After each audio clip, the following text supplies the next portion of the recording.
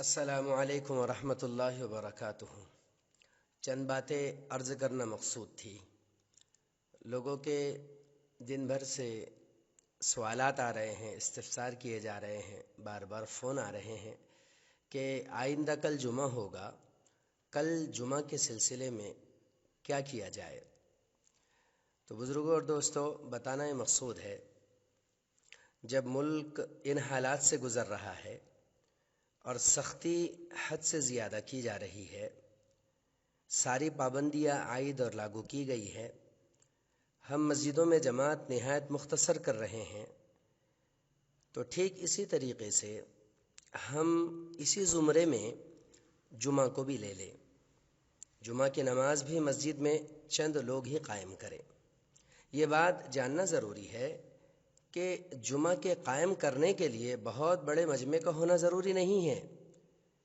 ایک امام اور ان کے علاوہ اگر 3 مقتدی ہو تو اطمینان سے جمعہ قائم ہو جاتا ہے۔ اللہ کا فضل ہے، ان حالات میں بھی مسجدوں میں جماعتیں بھی ہو رہی ہے اور اس طریقے سے جمعہ بھی ہو جائے گا۔ اس میں بھیڑ اور کثرت اور ازدحام کی کوئی ضرورت نہیں ہے۔ جس طریقے سے ہم گھروں پر اپنی نمازیں ادا کر رہے ہیں، جماعت کے ساتھ نمازیں پڑھ رہے ہیں، ٹھیک اسی طریقے سے ہم اپنے گھروں کے اوپر جمعہ کے بجائے ظہر کی نماز ادا کریں۔ پھر بھی بعض لوگ بہت زیادہ شدت کے ساتھ کہہ رہے ہیں کہ ہمیں جمعہ پڑھنا ہی پڑھنا ہے، تو ان کے لیے یہ ہے کہ جمعہ کے لیے مسجد شرط نہیں ہے۔ جمعہ کے لیے مسجد شرط نہیں ہے۔ جمعہ گھر پر بھی مجبوری کی حالت میں ادا کیا جا سکتا ہے۔ 2-4 لوگ ہوں جو قانون کی خلاف ورزی کے کر کے جمع نہ ہوئے ہوں، 2-4 لوگ ہوں، اگر ان میں کوئی خطبہ اور نماز پڑھانا جانتا ہو تو وہ مختصر سا خطبہ 3 سبحان اللہ الحمدللہ اللہ اکبر اس طریقے کے تسبیح کے برابر کا خطبہ دے دے اور پھر 2 رکعت جمعہ کی نماز پڑھا لے۔ اور اگر کوئی جمعہ پڑھانا نہ جانتا ہو یا خطبہ پڑھنا نہ جانتا ہو تو ان لوگوں کے لیے یہ ہے کہ وہ اپنے گھر کے اندر ظہر کی نماز ادا کریں اور اس طریقے سے آپ کی ظہر ادا ہو جائے گی اور مجبوری کی وجہ سے اللہ تعالیٰ آپ کو جمعہ کا ثواب عطا فرما دے گا۔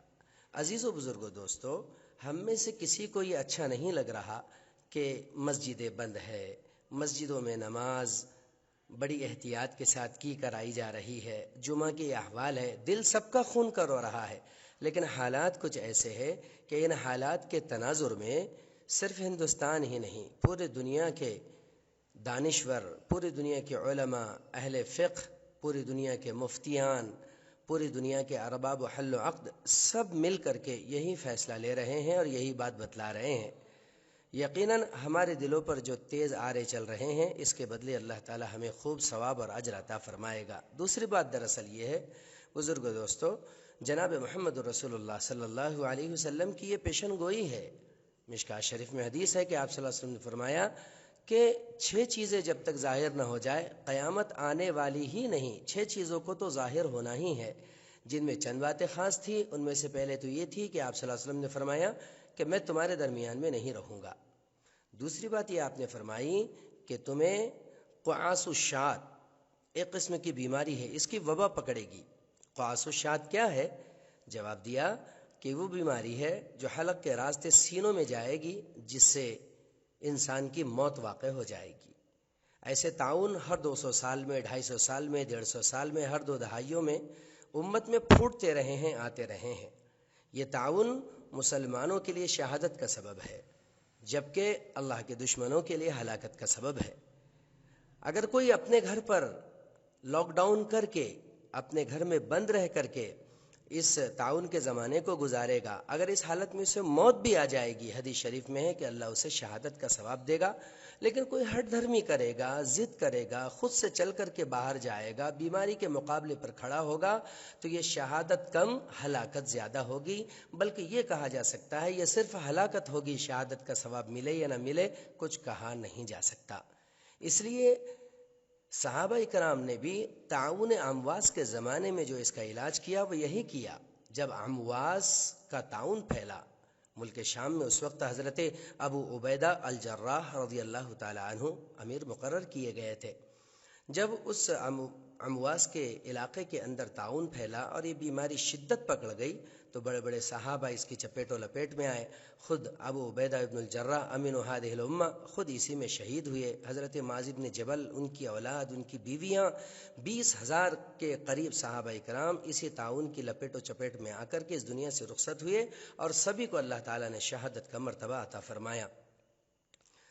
لیکن یہ تعاون تھا کہ رکنے کا نام نہیں لیتا تھا. حضرت عمر بن خطاب رضی اللہ تعالیٰ عنہ نے پھر وہاں حضرت عمرو بن عاص رضی اللہ تعالیٰ عنہ کو امیر مقرر کیا اور فرمایا کہ اس کا علاج کیجیے، اس کا علاج ڈھونڈیے. انہوں نے بہت غور کیا، بہت خوض کیا. غور و خوض کے بعد حضرت عمرو بن عاص رضی اللہ تعالیٰ عنہ نے اپنے سرکاری لیول پر ایک لاک ڈاؤن کیا، جس طریقے سے ابھی لاک ڈاؤن چل رہا ہے کہ سب کو حکم نافذ کر دیا کہ 3 دن تک کوئی شخص، مرد، عورت، بوڑھا، بچہ اپنے گھر کے باہر نہ تاکے نہ جھانکے.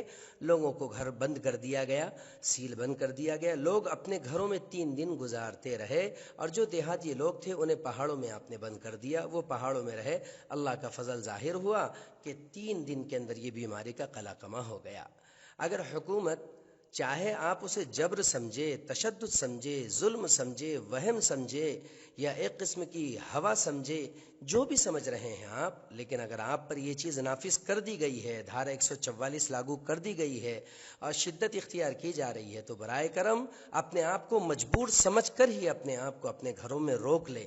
اور اگر واقعتاً یہ حقانیت ہے تو آپ کی زندگی شہادت سے خالی نہیں، آپ کا رکنا اجر سے خالی نہیں. آپ کو گھر پر رہنے پر مسجد میں عبادت کا انشاءاللہ ثم انشاءاللہ ثواب ملے گا. اور ایک عرض گزارش یہ ہے کہ جو لوگ رات کے 10-10 بجے اپنے گھروں کے اوپر کھڑے ہو کر کے اذانیں دے رہے ہیں اور چیخ چیخ کر کے آوازیں بلند کر کے اذانیں دے رہے ہیں، وہ یہ سمجھ رہے ہیں کہ اس طریقے کے کرنے سے یہ وبا ختم ہو جائے گی، تو وہ لوگ جان لے. حضرت تھانوی رحمۃ اللہ علیہ، اسی طریقے سے حضرت رشید احمد گنگوئی رحمۃ اللہ علیہ، کثیر علماء اکرام کے فتوے ہیں کہ وبا کے اندر، تعاون کے اندر اس طریقے سے اذانیں دینا زمانے نبوت سے لے کر کے تابعین کے زمانے تک کبھی بھی ثابت نہیں رہا ہے. نہ یہ مسنون عمل ہے، نہ یہ سنت عمل ہے، بلکہ شدت کے ساتھ یہ فتاوی مرقوم ہے. آپ علماء، مفتیان کرام سے، علم کے جاننے والوں سے یہ بات معلوم کر سکتے ہیں. اسی لیے سبھی سے درخواست ہے واہیات میں نہ پڑے، اوہام میں نہ پڑے. ہمیں جو مسنون علاج بتایا گیا ہے اس مسنون علاج کے اعتبار سے ہم علاج معالجے میں لگے. اسی طریقے سے گھروں میں آپ کے پاس خالی وقت ہے تو جو نمازیں آپ کی زندگی میں قضا ہوئی ہے ان نمازوں کو آپ قضا کریں، قرآن کی تلاوتیں کریں، توبہ اللہ کریں، استغفار کریں. اپنے اپنے لیول پر رہے. 4-5 لوگوں سے زیادہ جمگھٹے کی اجازت جب نہیں دی گئی ہے تو اپنے آپ کو زیادہ جوڑ کر ذلیل نہ کرے. اور میں بہت ہی دست بستہ یہ گزارش کروں گا کہ روڈ و راستوں پر بلا وجہ گاڑیاں دوڑا کر کے، جمگھٹے کر کے، بعض لوگ اپنی جرأت دکھا کر کے روڈوں پر نماز پڑھ رہے ہیں، دعائیں کر رہے ہیں، اجتماعی دعاؤں کا کوئی اعلان کر رہا ہے. عزیز و بزرگوں، نہ اجتماعی دعا کی ان حالات میں فقہ اجازت دیتا ہے اور نہ اجتماعی ذکر کی اجازت دیتا ہے. انفرادی طور پر اپنے اپنے گھروں میں یہ سارے عمل کرنے ہیں. اگر آپ اس طریقے سے بھیڑ کرتے رہیں گے، مسجدوں کے باہر جمگھٹا ہوگا، آپ دلیری جرأت بتائیں گے تو اس سے ہم کم، ہماری مسجدیں، ہمارا دین زیادہ بدنام ہوگا. کہیں ایسا نہ ہو کہ آئندہ حالات کے اندر کوئی اونچ نیچ ہو جائے تو اس کا سارا بھانڈا اور اس کا سارا تغرا اور سارا تمغہ وہ ہمارے مساجد، ہمارے دین کے اوپر پھوڑا جائے. سنجیدگی کے ناخن لیجئے. بڑی عاجزانہ درخواست ہے، چند لوگ صرف مسجد میں جمعہ ادا کریں، باقی لوگ اپنے گھروں میں ظہر ادا کریں. اور بہت ہی آپ کا شوق اور ذوق اور جدت کی تمنا ہے تو پھر جو ترتیب آپ کو بتائی گئی ہے کہ 3-4 لوگ گھر کے اندر، اگر کوئی جمعہ کا پڑھانے والا جانتا ہو تو اس کے تئیں جمعہ ادا کر لے. اللہ تعالی ہم سب کو عمل کی توفیق عطا فرمائے.